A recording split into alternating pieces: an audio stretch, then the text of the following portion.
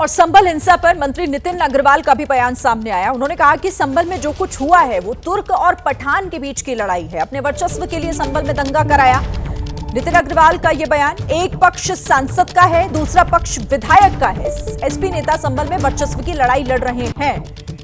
तो इस मामले में अब ये नया एंगल देते हुए वर्चस्व की लड़ाई का जिक्र करते हुए नितिन अग्रवाल, मंत्री जिनकी तरफ से कहा गया है कि ये वर्चस्व की लड़ाई है जिसकी वजह से संभल में दंगा कराया गया। एक पक्ष सांसद का है, दूसरा पक्ष विधायक का है।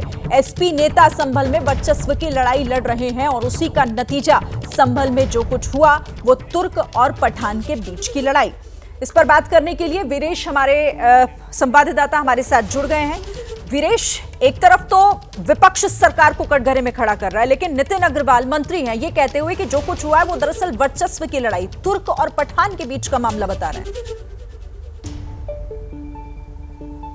देखिए, मंत्री हैं, योगी सरकार के मंत्री हैं, इस वजह से इन्हें जो सरकार का और शासन का मामला है उसे भी जानकारी होगी। यही वजह है कि ये इस तरह की बातें कह रहे हैं। जो जातीय संघर्ष और वर्चस्व की लड़ाई है, संभल को लेकर राजनीति शुरू हो गई है, विपक्ष के नेता आरोप लगा रहे हैं। इस क्या है पूरा?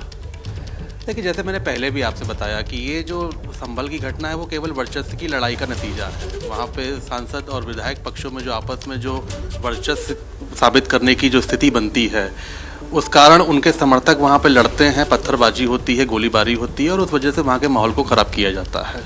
तो ये दोनों पक्ष समाजवादी पार्टी के पक्ष हैं, दोनों जनप्रतिनिधि हैं, एक एमएलए है, एक सांसद हैं। और आपने देखा होगा जहाँ जहाँ झगड़ा होता है, जहाँ लड़ाई होती है, वहाँ समाजवादी पार्टी कहीं ना कहीं उनके कार्यकर्ता, उनके नेता उसमें इन्वॉल्व दिखते हैं।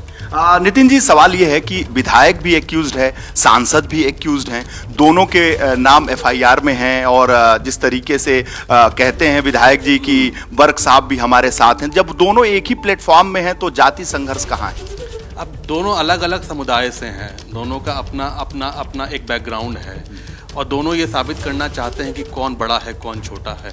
ये लड़ाई आपस की है, उनके समर्थकों की है, उन नेताओं की है और उस लड़ाई का नतीजा है कि संभल में घटना घटी। जाहिर सी बात है, लेकिन वो जो विधायक हैं वो कह रहे हैं कि बर्क साहब साथ में हैं और बर्क साहब जब उनके साथ में हैं, एफआईआर में भी हैं, तो ऐसे में जब तो कि ये दिखाने के लिए साथ में बात कर रहे हैं। नहीं, देखिए, एफआईआर तो जो हुई है उनके लोगों, जिन लोगों ने वहाँ पे पत्थरबाजी करी है, जिन लोगों ने वहाँ पे गोलीबारी करी है, उनके खिलाफ एफआईआर प्रशासन ने करी है और प्रशासन करेगा।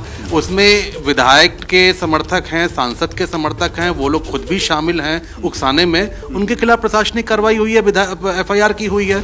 एफआईआर होने का मतलब ये थोड़ी ना कि सांसद और विधायक एक है। भाई, उनके संघर्ष का नतीजा ही है कि आज प्रशासन को इतना सख्ती से कार्रवाई करनी पड़ी है और जो वो दंगा कराने का प्रयास कर रहे थे उसको रोकने के लिए प्रशासन ने अपनी कड़ी कार्रवाई करी है। तो आपका ये कहना है कि बर्क हो चाहे पठान हो, दोनों इस दंगे में शामिल हैं, भले बात चाहे जो करें। और जो जांच हुई है उसमें ये परिणाम सामने आया है कि ये दोनों शामिल थे, इनके लोग शामिल थे, इसलिए एफआईआर है। बिल्कुल निश्चित तौर पे ये दोनों शामिल हैं और इन दोनों की वजह से ही वहाँ पे ये माहौल को ख़राब किया गया है, वहाँ दंगा कराने का प्रयास किया गया है। और मैं प्रशासन को बधाई दूंगा। मैंने आदरणीय मुख्यमंत्री जी का आभार व्यक्त करना चाहता हूँ कि त्वरित कार्रवाई करके उन्होंने, जो आदरणीय योगी जी की जीरो टॉलरेंस की नीति है लॉ कानून व्यवस्था पे, उन्होंने त्वरित कार्रवाई करके उन दंगाइयों के खिलाफ सख्ती से निपटने का काम किया है, एफआईआर करके उन्हें जेल भेजने का काम किया तो है। जो ये तुर्क और पठान की जो वहां सदियों से जो लड़ाई चल रही है वो संभल में भी देखने को संभल में देखने को आपको मिली है ये।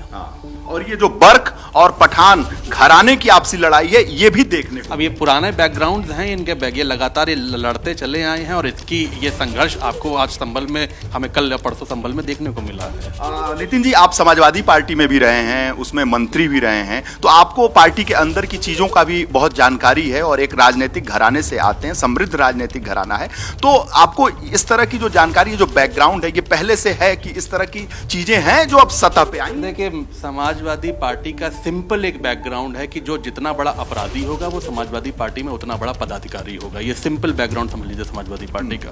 तो जो एफआईआर है उसमें जिस तरीके से चीजें सामने आई हैं, वो आपको लगता है कि एफआईआर भी सही है और जाति संघर्ष का जो थ्योरी है ये भी सही है? बिल्कुल, दोनों चीजें बिल्कुल सही हैं और जो एफआईआर हुई है बिल्कुल सही की गई है और आगे भी अगर कुछ लोग माहौल बिगाड़ेंगे तो उनके खिलाफ भी प्रशासन विपक्ष के कार्रवाई। नेता माता प्रसाद पांडे प्रेस करते हैं, कहते हैं कि पुलिस दो तरह के हथियार रखती है, कट्टा भी रखती है मालखाने में और कट्टे से गोली चलाती है। अब देखिए ऐसा है, माता प्रसाद जी वरिष्ठ नेता हैं, उत्तर प्रदेश के नेता प्रतिपक्ष हैं, विधानसभा के अध्यक्ष भी रहे हैं। मैं समझता हूं कि फैक्ट्स को पता करके ही विपक्ष के